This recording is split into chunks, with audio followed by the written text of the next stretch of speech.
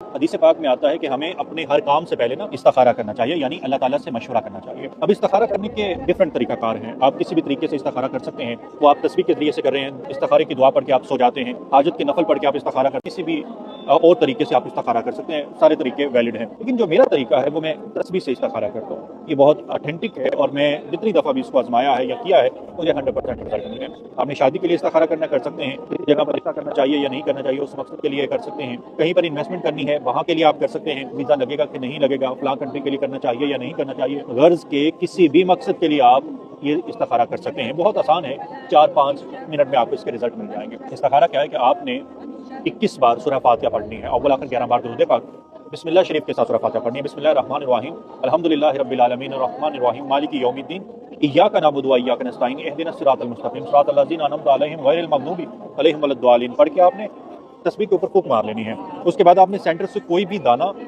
پکڑ لینا ہے، میں مثال کے طور پہ یہ دانہ پکڑ لیا ہے۔ اب اس کے اوپر پڑھنا کیا ہے؟ بسم اللہ ہے، دوسرے دانے پہ خیر، تیسرے دانے پہ شر۔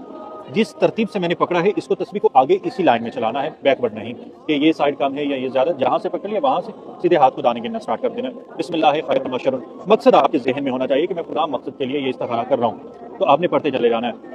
بسم اللہ خیر و شر، بسم اللہ خیر و شر، بسم اللہ خیر و شر، بسم اللہ خیر و شر، بسم اللہ خیر و شر۔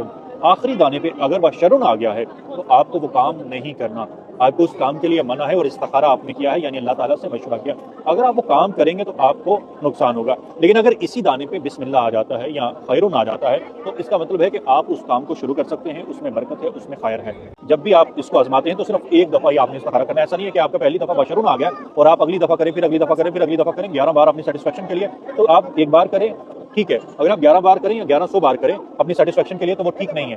پہلے والا ہی یعنی جو پہلی بار رزلٹ آیا ہے اس کو ہی آپ نے فالو کرنا ہے۔ ایک بات سمجھ لیں کہ آپ نے اللہ تعالیٰ سے مدد مانگی ہے، اہدنا الصراط المستقیم، یا رب العالمین مجھے سیدھا رستہ دکھا، اور 21 بار پڑھ کے آپ نے اس کے اوپر پھونک ماری ہے، پھر آگے آپ نے تسبیح کو جاری کیا ہے۔ تو صرف ایک بار ہی آپ نے یہ کرنا ہے، جب آپ بار بار کریں گے تو پھر آپ کے لیے مسئلہ ہوگا، آپ کنفیوز ہو جائیں گے، ڈسٹرب ہو جائیں گے، اور آپ کو رزلٹ وہ نہیں ملے گا۔ پہلی دفعہ ہی آپ کو یہ کرنا ہے اور مکمل یکسو کے ساتھ کرنا ہے۔ بہتر یہ ہے کہ آپ 2 حاجت کے نفل پڑھ لیں، درود پاک پڑھ لیں، تسبیح پڑھ لیں، دعا مانگ لیں، تو اللہ تعالیٰ آپ کو آپ کے مقصد میں کامیابی دے گا۔ یعنی جو بھی آپ کا مقصد ہے جس کے لیے بھی آپ استخارہ کریں آپ کر سکتے ہیں، یہ بہت ویلڈ طریقہ ہے، آپ خود بھی کریں۔ اگر آپ کسی کے ساتھ شیئر کرتے ہیں، کسی کو بتاتے ہیں تو یہ بھی ایک ثواب ہے کہ لوگ اللہ تعالیٰ سے مدد مانگ رہے ہیں اپنے کسی بھی مقصد کے لیے، کسی بھی کام کے لیے۔ آپ کا بہت شکریہ، آپ کا بہت شکریہ۔